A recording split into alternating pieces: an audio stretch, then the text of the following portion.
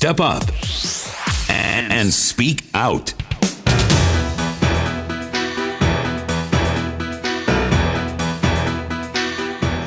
A very good evening to you on this Monday evening. My name is Farai Mwakutuya, bringing you a special edition of The Platform, brought to you by ERC, the Election Resource Center. And tonight's program is focusing on different commissions and focusing on our preparedness for the elections. As we've been mentioning over the last couple of days, we are in election season now, and the programming may be shifted or biased, skewed in favor of election issues. But primarily right now to focus on preparedness for the elections, giving you a platform to engage with the different commissions that are in place, to talk about issues around elections, how we are prepared for those elections, the safeguards that are there, and all those other issues. So this is an opportunity for you to get in touch. Send us your questions and comments via our WhatsApp number 0731 168045 0731 168045. Get in touch with us and ask a question. Once again, this program brought to you in conjunction with ERC Election Resource Center. Allow me to introduce very quickly the guests that I have in the studio now. One guest in the studio, one joining us via the phone line. I have in the studio Assistant Commissioner Paul Nyati, who is from the Zimbabwe Republic Police. Sir, great to have you on the program, as always. Thank you, Farai. Good evening, listeners. Indeed. And also joining us via phone is the CEO of the Gender Commission, that is Virginia Moanigwa. Very good evening to you, ma'am. Thank you for joining us. Good evening, Farai. Thank you for inviting us. Great. Once again, get in touch with us, 0731 168045. 0731 168045. Assistant Commissioner, I'll begin with you in the studio. You are no stranger to our studios. You've been here before. We were talking before we were in election season. Now we are officially in election season. And I think many people may want to know how prepared is the Zimbabwe Republic Police for these elections? Thank you very much, Farai. We are all aware that His Excellency, the President of the Republic of Zimbabwe, proclaimed the 23rd of August 2023 as the date where Zimbabweans are going to cast their votes to choose the head of state, to choose members of parliament, and also the local authorities, in this case, councillors. We, as the Zimbabwe Republic Police, we have a constitutional mandate to ensure that the forthcoming general elections are held in a credible, peaceful, and calm environment. And as the police, the Commissioner General of Police, Commissioner General T.G. Matanga, has set in place a Zimbabwe Republic Police 2023 Elections Steering Committee, which is headed by Commissioner Jabun, of which I'm also a member. Basically, the team's main task is to coordinate the police deployment and work together with the Zimbabwe Elections Committee, the ZEC, to ensure that the Zimbabwe Republic Police deploys adequate manpower at the 12,000 plus polling stations to be put in place by ZEC on the voting day. We are also having special investigations teams which have been set up in terms of the Electoral Act to handle cases of violence throughout the country. And these are at district level, provincial level, and national level. And then we have also seconded police officers to ZEC and also at provinces, where you are all aware that once the election date is proclaimed, the Zimbabwe Electoral Commission has to coordinate the issue of multi-party liaison committees, and the Zimbabwe Republic Police has a constitutional mandate to second officers who are termed special liaison officers, who will work together with the ZEC and the multi-party fora to engage on issues of peace, to engage on issues of ensuring that people, they behave in a responsible manner. So there are issues, several issues which are being conducted, Farai. And also in terms of resources, the government has assured us that they are going to mobilize resources. Some of the resources are now coming. I just want to urge Zimbabweans to watch the media. Something is going to happen this week in terms of what the government has promised, in terms of uniforms, in terms of fuel, in terms of motor vehicles, and the other resources which are required to ensure that the police is able to police these elections in a credible, free and fair manner. So there are a number of which are being done, Farai. And we have also engaged media houses, in terms of the safety of journalists. We engaged the MISA, we've engaged the ZUJ, we've engaged the Media Alliance to ensure that the issue of journalist safety is guaranteed. And we are also going to be moving around the provinces to check the state of preparedness in terms of police officers, how they are going to be policing these elections. And we have trained 83% of police officers, who include senior officers and junior officers, in terms of public order management, with a special focus on the pending elections. Indeed, very important that you mentioned that. We'll come back and touch on some of those issues. One of the things that I may just quickly want to ask you about now is, the environment now. Has there been any incidences, any issues that you may have already have had to deal with, whatever it may be, whether it's violence or people wanting more information or whatever it is? Are there any issues that have already arisen during this period? Farai, we've had isolated cases where people are making allegations, where people sometimes they allege that this has happened.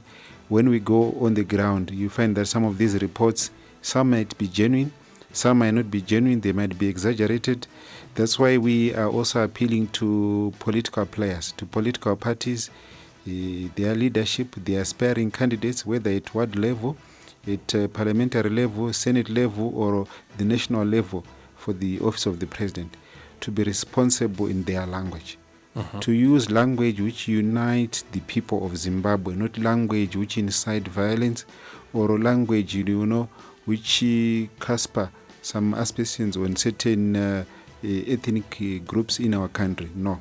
And as the police, we are ready to ensure that any form of violence, any form of threat or intimidation to Zimbabweans is handled in a credible way to ensure that the law takes its course.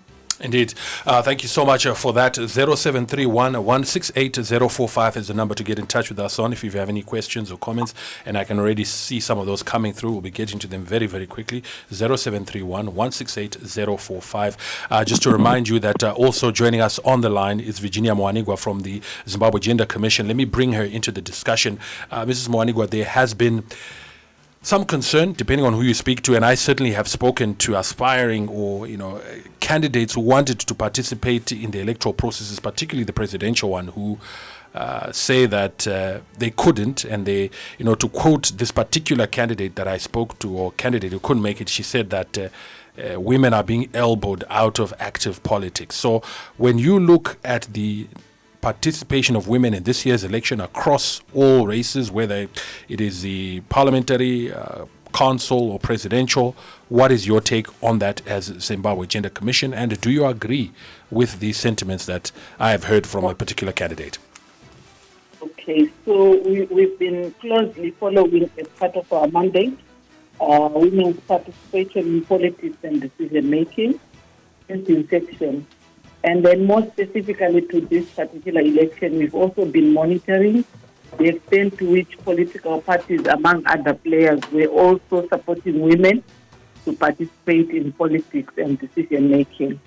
And while glancing at the nomination outcomes, one finds that the greatest thing we've done as a country is to adopt the proportional representation system in secondment of names to ZEC for Senate, for the provincial councils, and for all those areas that are actually going to be using the proportional representation dependent on the percentages that the political parties will get in direct elections.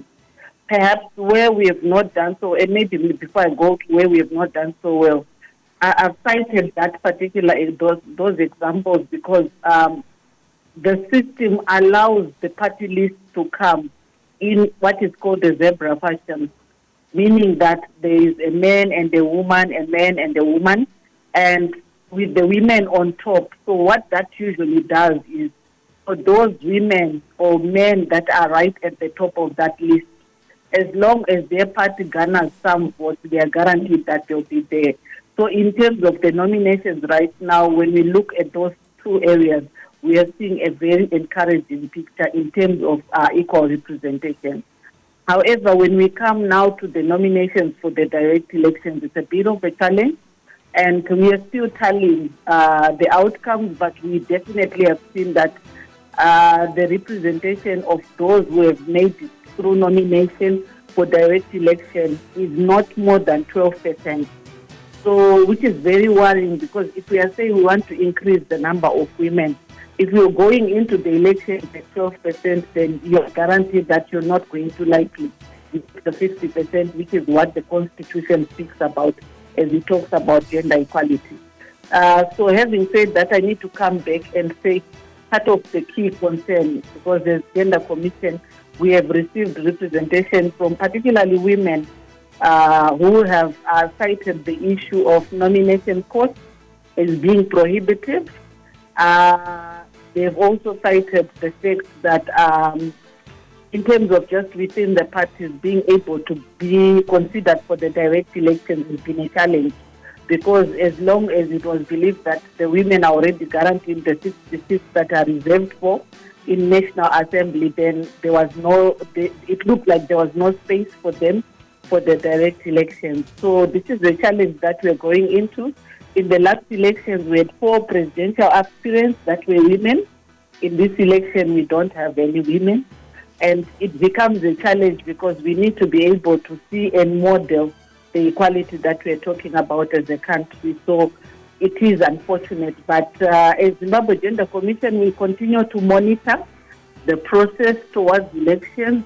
We have already gotten accreditation to be part of the ZEC, as we also monitor the elections, as we observe the elections, and we are ready to go. We set up what we are calling the Gender Observatory, which is a system where we would want to monitor from across the country what is happening as far as women and men's participation in these elections are concerned.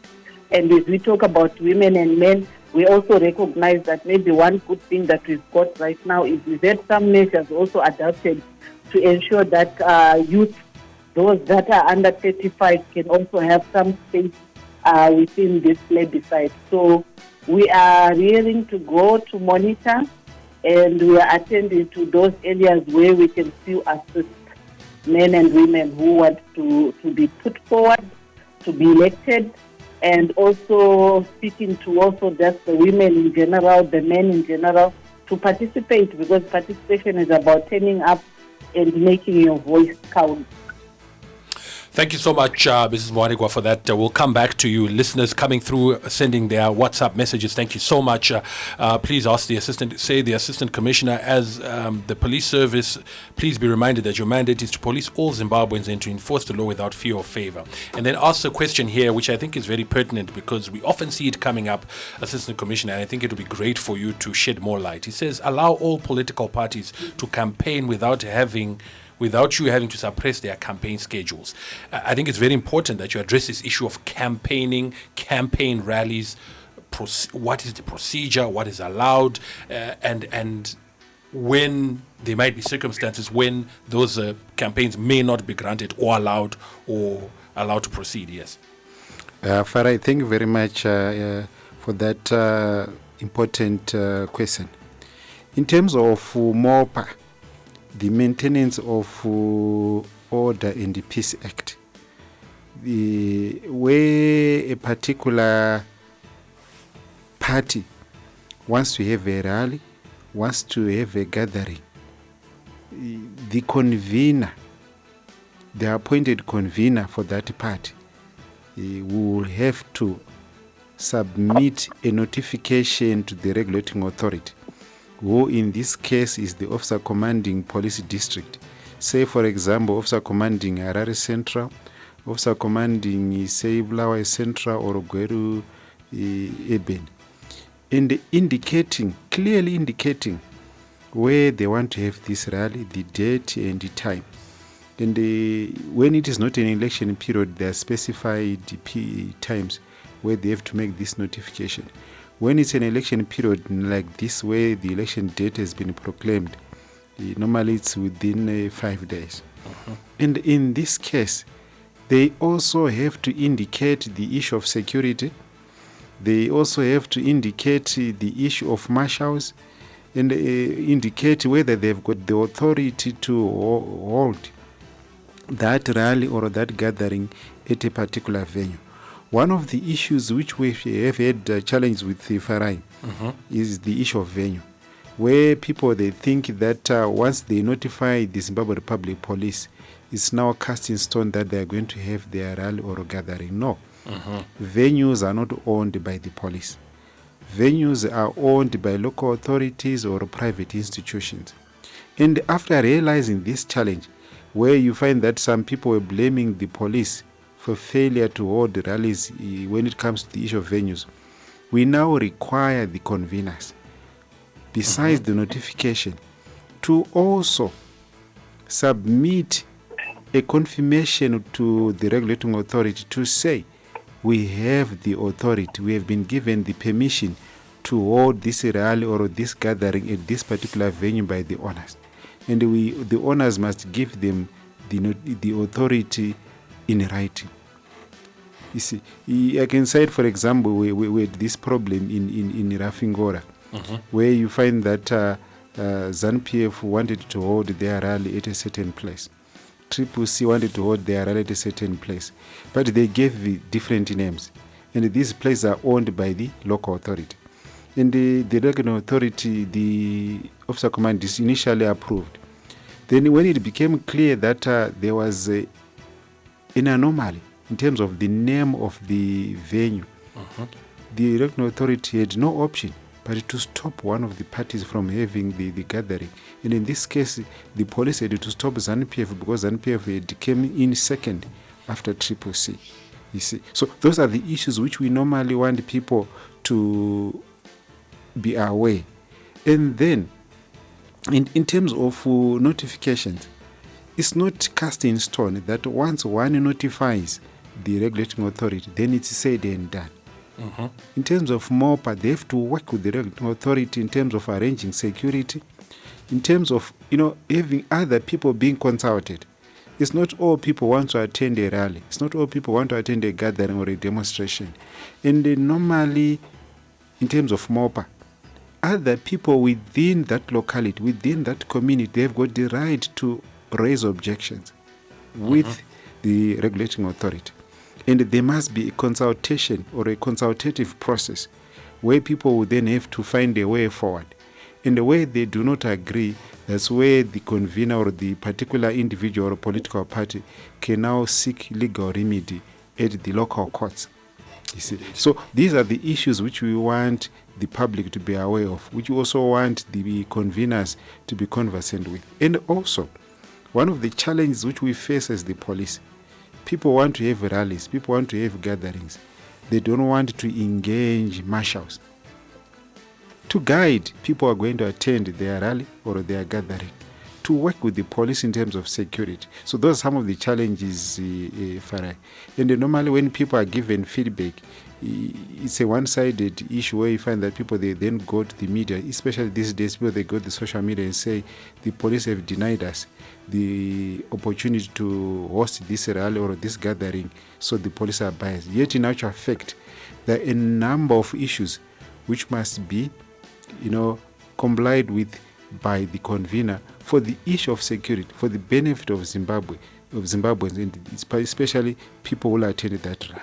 Indeed. There is a point, again, raised here by one of our listeners, and I think it's the point you've raised about feedback. People take to social media saying all sorts of things. Is there a way that we are able to trace or track? Because the listener here is making reference to the fact that sometimes we go and report something to the police, and then when we ask for action, we are told we have not received a report. So if, for instance, I have an issue in Chipinge, where my hometown, I report it, is there a way I can trace and say, report yangu here, or the issue I raised is now at this stage, can I get feedback? Certainly, Farai.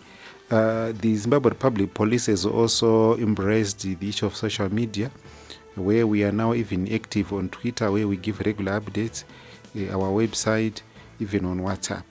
And as we move towards the elections, we are also going to publicize the numbers for police districts, the numbers for police provinces, such that if people have got concerns, for example, have got a concern for Masvingo, at provincial level, we give you the contact details.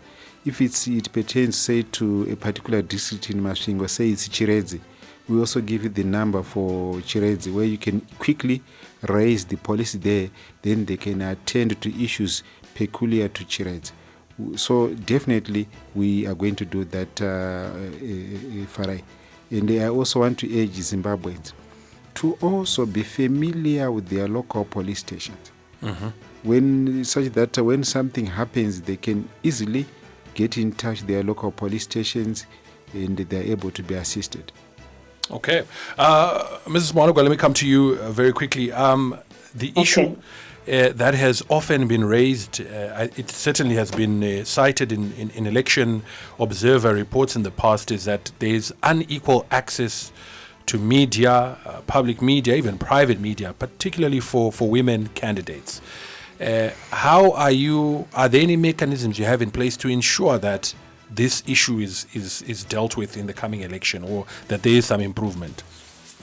Yes, we have mechanisms. One of the areas that we monitor is the media, where we want to see how the media is engaging around the issues of women's participation in politics and other sectors.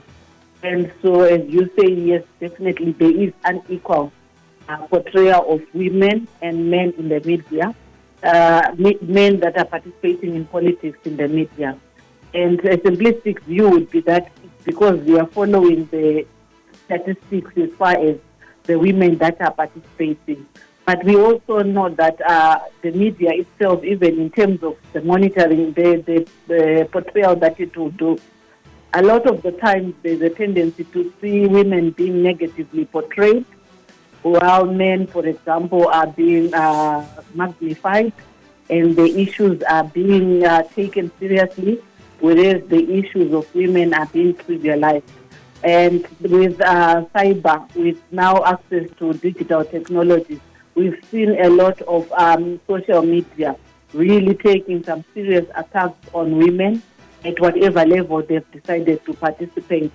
So as Zimbabwe Gender Commission, we have been seriously engaged in talking to the media. Last week, we were part of a discussion with media training with journalists, about 70 journalists, just talking to them about how to look out for the gender-responsive reporting of elections. So unpacking some of the constitutional provisions that are there that guarantee women's right to participate. Also starting to question even some of the attitudes, the stereotypes that usually inform the portrayal of women in the media, and then starting to speak very seriously about what are some of the tips and the areas that the media can follow on. So it is something that we're engaged in, and a lot of our participation around elections in these weeks is to seek the gender issues within the election. Let me ask you again, in the discussion that I had with this candidate who felt that she couldn't make it, she raised an issue that she felt let down, or that women in politics have been let down by some of these civic society groups that normally stand up for them or speak out for them, that when it came time for them to pay, they organize a lot of conferences and a lot of events and all these sort of workshops. But when it was time for them, when candidates needed $1,000 to register to be a parliamentary candidate, she had hoped that these groups could provide it for those candidates instead of having some of these workshops and things like that. I know you don't speak directly for any of them, but what do you say to that sentiment of that perhaps some of these groups have not stepped up when they could have, or have not done enough to make sure that women are represented? I think we need not run away from the fact that the discrimination against women is structural rather than personal. What I mean by that is that we've got systems, we've got structures, we've got processes that are being followed towards the 2023 elections. And a lot of the times it is those systems that have not been able to ensure that women's participation is guaranteed. And short of somebody maybe contributing money directly to assist a candidate who needs assistance, the other issues are not necessarily within the control of organizations, regardless of what organizations they are. And so, yes, I do get that there will be some frustration that there are some women's rights organizations, maybe even there's the Zimbabwe Gender Commission, and there's an expectation that we can help, but the help can only be in the context of the law of the land and what is allowed within the law of the land. So that becomes a challenge as long as the barriers are systemic. And when we say systemic, we are saying as long as women right now are not the majority that are leading in political spaces, as long as the women are not the ones who design processes, as long as women's voices are not really like the majority in terms of how we organize and ensure gender equality and social inclusion, then one may find that you'll be angry. It may be people that don't necessarily have the power to make the difference. This is not to say there's no power. The power to lobby, the power to highlight the gaps, the power to also highlight possible solutions lies within organizations. But the power to be able to make the space really inclusive lies with those that are in leadership and decision making within political spaces. Fantastic. Thank you so much for that. This is a special program coming to you on ZiFM Stereo, only on ZiFM Stereo, a special edition of the platform this Monday evening, brought to you in conjunction with ERC, the Election Resource Center. We are speaking to different commissions and different stakeholders around the elections just to assess their preparedness. Would love to hear from you, so please get in touch with us. 0731 168 045, 0731 168 045. We're going to take a short break now, and when we come back, we'll expand our discussion. We'll be joined on the line by a commissioner from the Zimbabwe Media Commission as well to discuss issues around media preparedness, media access, amongst others. So stay tuned. It is ZiFM Stereo, my station, your station. We'll be back shortly.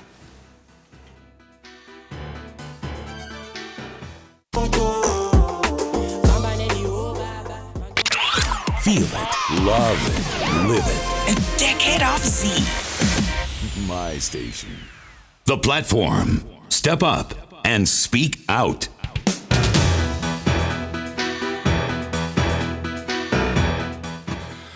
A warm welcome back to the platform. Tonight we are talking about the August 23 harmonized elections and getting input from different stakeholders. This program is brought to you in conjunction with the Election Resource Center. My name is Farai Mwakutuya. In the studio I have Assistant Commissioner Paul Nyati. He is the National Police spokesperson. Earlier on the line we had the Chief Executive Officer of the Zimbabwe Gender Commission, Virginia Mwanigwa. And I'm now joined also via telephone line by a commissioner from the Zimbabwe Media Commission, Commissioner Dr. Philip Pasirai. Sir, great to have you on the program. Oh, thank you, Farai. Good evening, listeners. Great. Just to, I think, let me read this listener contribution because I think it touches on both your mandate as well as the police, but I'll read it and then allow both of you to respond. Someone says here, good evening to you and your guests. My contribution is that police, to all political parties in this election, vapiwe mukana wekuita marally. I believe the Assistant Commissioner has spoken to that and the issues around that. anozoita kuti anonyunyuta kuti police refused us to hold a rally.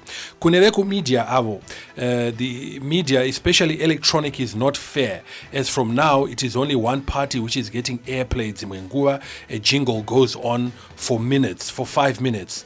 May you tell us exactly what is the problem with regards to other political parties having a level playing field? Now, as you are just joining us, Dr. Farai, one of the issues that we were talking about earlier was equal access to the media. I believe the issue of jingles are a bit different because these are paid for. So it just depends on a particular party's political muscle or candidate's political muscle to pay for media. But in terms of coverage, and this is where I wanted to bring you in previous elections, and certainly election election observer reports have pointed to the fact that particularly in state media or public media, there hasn't been equal access to the media for all political parties. As a commission, do you have mechanisms in place to A, monitor how much access is being given, and then B, be able to address or rectify situations where there isn't equal access?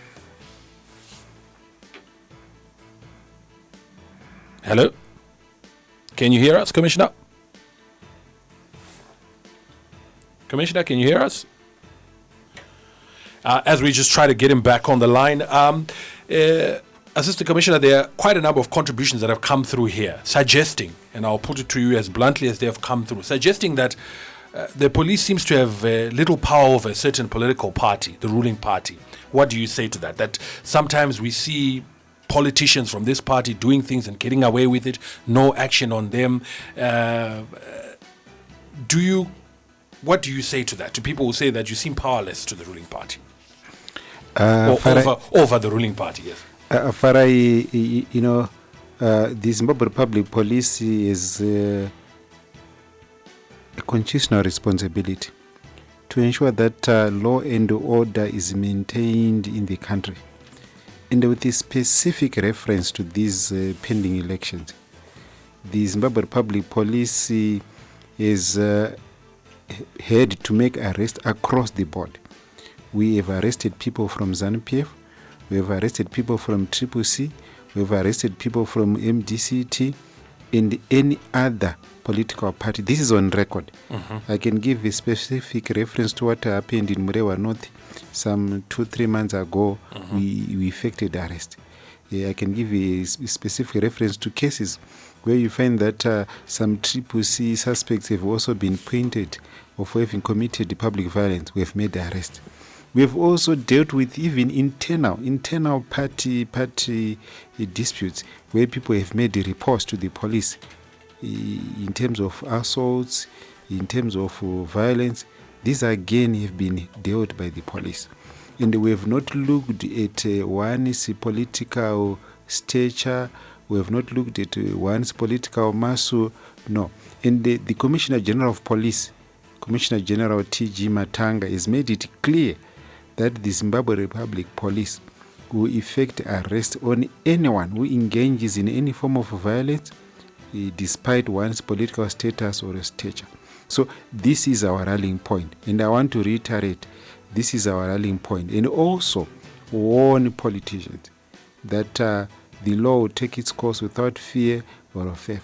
We are also happy, Farai, that even at national level, the head of state and government, President E.D. Mnangagwa, has also spoken against violence, has also reiterated the need for Zimbabweans to ensure that the pending elections are held in a credible, free and fair manner by observing peace at all times.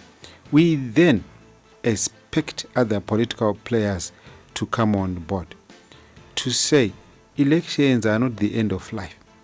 Elections should not divide people, because after elections there is life. After elections, Zimbabweans must continue to relate to each other in a peaceful manner.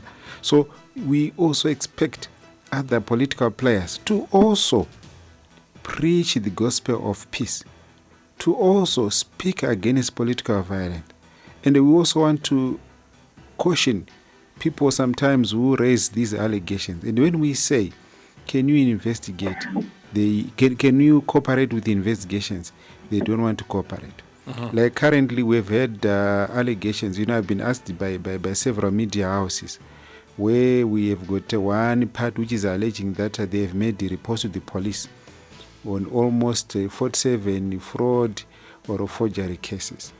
And we have said we have tried to formally communicate and say, can you give us the specific details, the particular constituencies, the particular wards, and the police stations where these reports have been made, so that we can go back and check and verify if indeed these reports have been made. But sometimes we don't get the cooperation.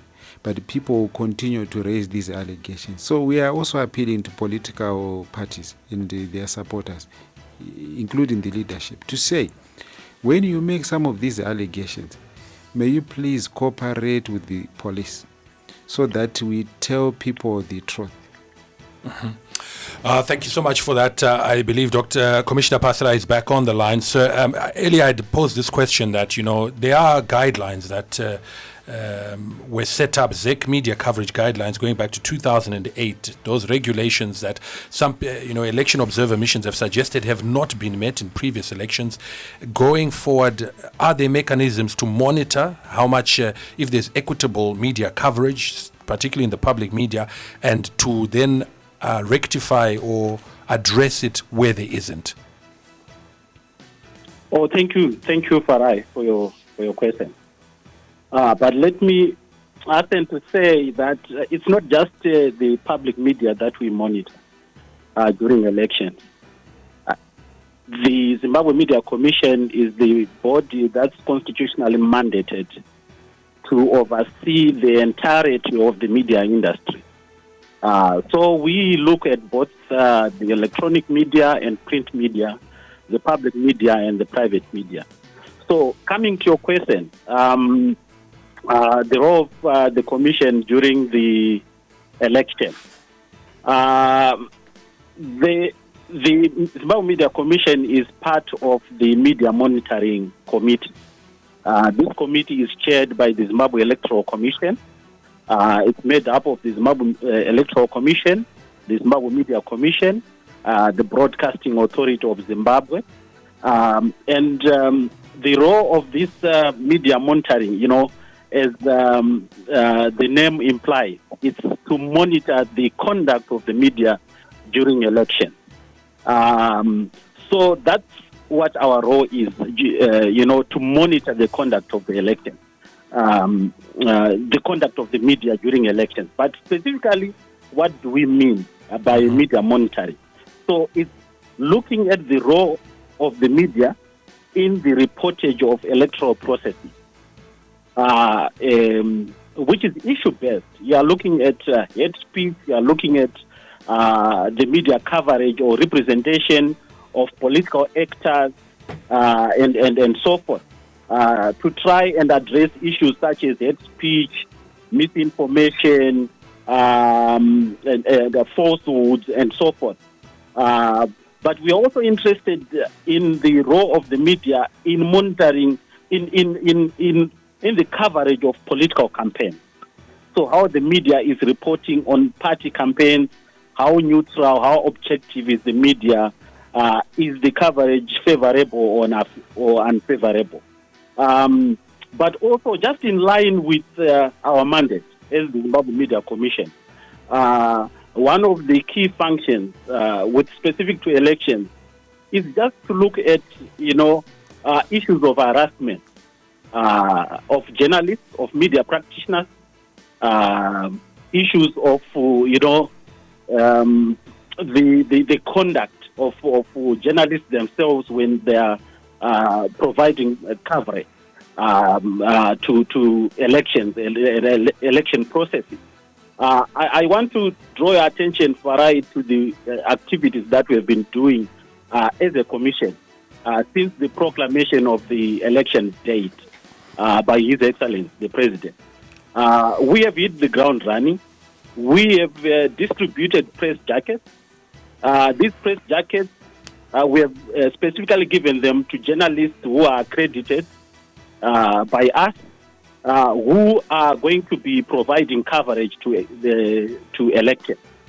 Why have we done this? We have, we have been informed by previous elections, whereby we have had some journalists who have been attacked whilst they are in the line of duty and so forth. So we think that this jacket is going to enhance the circuit of our journalists when they go out there to provide coverage to political campaigns. So this is some of the work that we have done. And I also want to draw attention to the fact that the Zimbabwe Media Commission has come up, of course, with the support of various other stakeholders. We have come up with an elections training manual, whereby we are training journalists, throughout the country. And these trainings are happening at provincial level, whereby we are emphasizing peace journalism and conflict-sensitive journalism. It's also our role as the media, as the Zimbabwe Media Commission, to ensure that we support journalists so that they can write responsibly about the elections, about the electoral processes, so that we minimize violence. I think we strongly believe that we have a role to play in contributing to a peaceful election.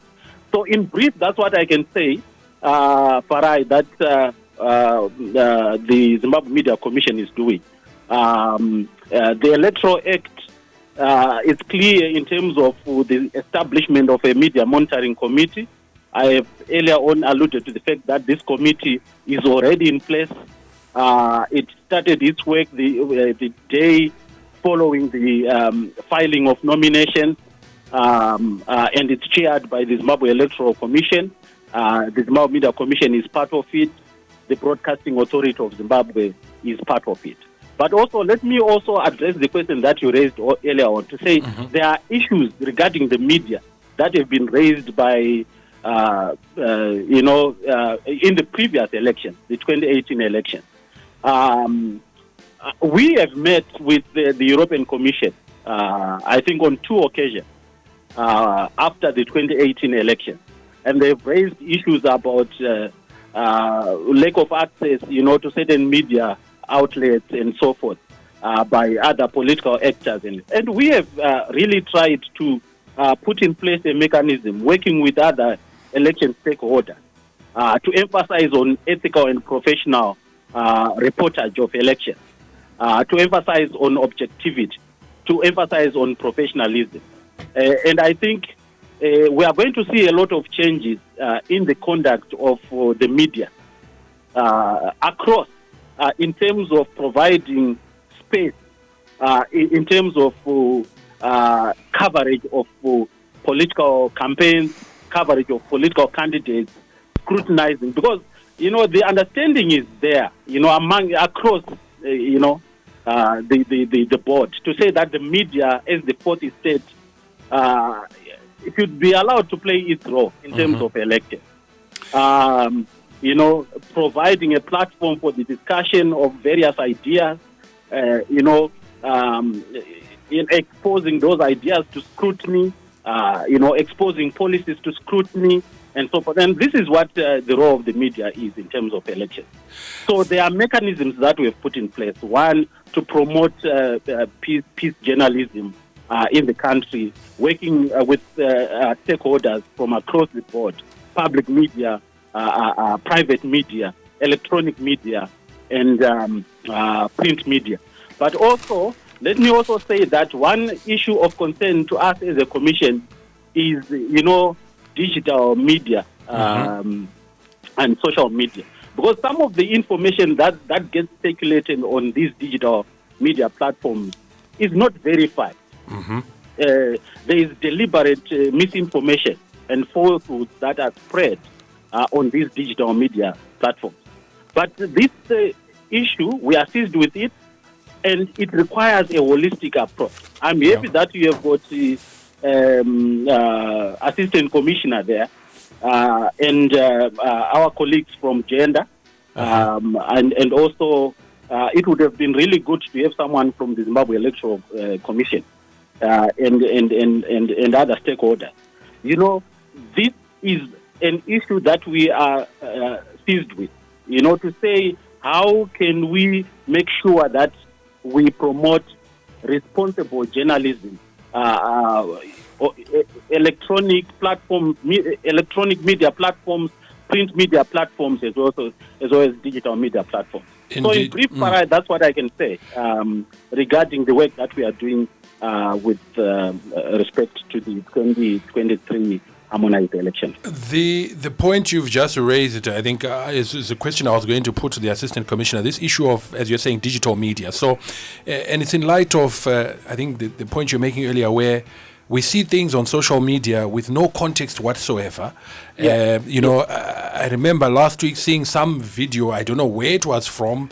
I think it was a traditional chief who was being beaten. We don't know why.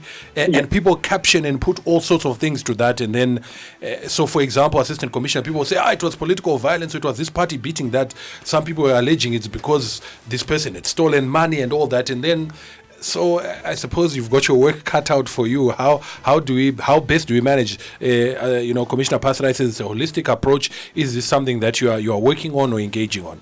Certainly, Farai. We are having regular engagement with the Zimbabwe Media Commission in terms of how certain stories are covered, particularly the digital platforms, where you find that some of the issues are exaggerated, some of the issues they are not telling the truth, they are not stating what things should be. And we are happy with the constant engagement which we are having with the Zimbabwe Media Commission, the parent ministry, the Ministry of Information, and the other stakeholders in the media. With a specific reference to the forthcoming elections, that's one of the areas which we are concerned, Farai.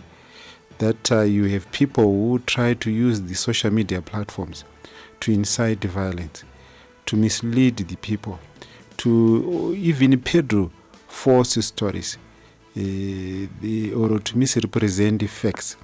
This is one area, as alluded to by Commissioner Dr. Pasarai, that we need all stakeholders to come on board.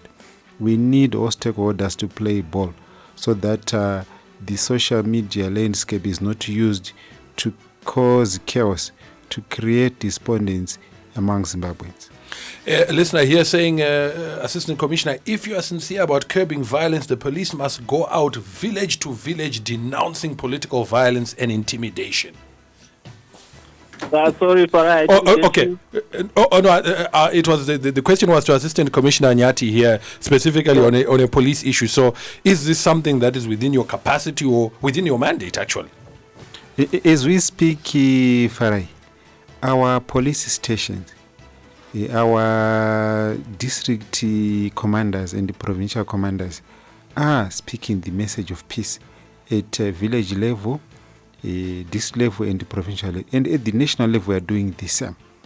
That's why we are also part of this multi-party liaison committee, which is coordinated by the Zimbabwe Electoral Commission, with a specific reference to spearhead the issue of peace at local level. And these committees, remember, they are at the district and the provincial level. So definitely, the police is doing something. The police is part of stakeholders who are speaking the gospel of peace. I also want to urge Zimbabweans that if they see something, if they've got any concerns, they are free to engage the Zimbabwe Republic Police at national level. The telephone number is 0242 703 631. 0242 703 631, or WhatsApp number 0712 800 197. For those who are on Twitter, they can also access us on Police Zimbabwe, the platform. Definitely we will respond to some of these issues. But I also want to urge Zimbabweans to be responsible, to be mature, not to use the social media landscape to peddle hate speech. That's one of the major concerns, Farai. People who try to use the digital platforms to cause alarm by using hate speech. Commissioner Pasarai, a listener asking here saying, a journalist is a neutral person. What about if a journalist starts attacking a certain party? Yeah, so Asco Mnyati is right. That, that's one issue that we have emphasized in our training. And I want to mention it here, Farai, that our trainings are all inclusive. Members of the security sector are also involved at provincial level. Journalists are involved in this training. But we are emphasizing that the journalists need to conduct themselves in a professional and ethical manner so that we avoid incidents. Because in the past we have had cases where people are beaten up in a bar just because they are journalists. Then they produce our card, that accreditation card. Yes. And they claim, that they were in line of duty when they were not. Yeah. So we have got such cases, and we, in our trainings, we are emphasizing that journalists are supposed to abide by the code of conduct of their respective media organizations. I think you are aware, Farai, that every media organization is supposed to have its code of conduct. And in the event that a media organization does not have this code of conduct, then the commission will provide one. So we are clear about that journalists are supposed to conduct themselves in a responsible manner. Earlier on, I talked about the press jacket. So we are not going to have a situation whereby you just go out there, attend a political rally, because Farai, and I want to be clear about this, we have got cases whereby some journalists are active members of political parties, right? It's within their rights. But what we are saying is that when they are in line of duty, they are not supposed to be politically active. They are not supposed to be partisan. Journalists are supposed to be objective, to be professional, and to write about political events in a responsible, professional manner. But we have had cases whereby people just go out there, and when they are in trouble, now they take out their card and say that they have been attacked because they were in line of duty. Yeah. So we are very clear about the kind of conduct we are expecting from our journalists, and no wonder why the Zimbabwe Media Commission, we are rolling out these trainings, emphasizing peace journalism, emphasizing conflict-sensitive journalism, emphasizing, because journalists have got power, to fan violence through their reportage and so forth. So we are emphasizing that journalists need to conduct themselves responsibly. Indeed. So that we avoid incidents whereby journalists get attacked and so forth. And we also urge political players to say, if you have got journalists that are doing their work, please allow them to do their work. Yeah. What we have done, these journalists, you can verify for yourself. We have accredited journalists. We have accredited them. We have provided them with press jackets so that they are easily recognizable, so that their safety when they are there on the ground is guaranteed. Is guaranteed, indeed. So we are just urging all political players really to play their part and contribute to a peaceful election. And Farai, let me say that the freeness and fairness of an election is very much the function of the media. You look at your media, have they been allowed to do their work? The conduct of the media, have they been responsible? So, the media plays a very, very important role in making sure that this coming election is peaceful, in making sure that this election is fair, that this election is free.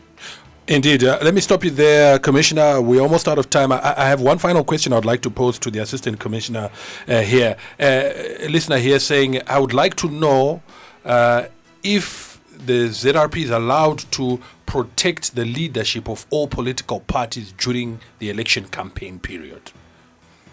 It depends with what the listener is specifically referring to. As far as the law is concerned, Farai, once a notification is given to the regulating authority in terms of MOPA, the convener has to work with the police in terms of the security arrangement. You see, we don't just deploy police officers without a specific request being made.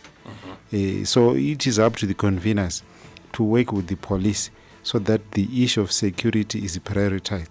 But unfortunately, sometimes we have some political entities which chase police officers away. When something happens, then they start crying foul. So in this regard, I want to urge political parties that they must engage police officers at local level. They must work with their local police in terms of security arrangements.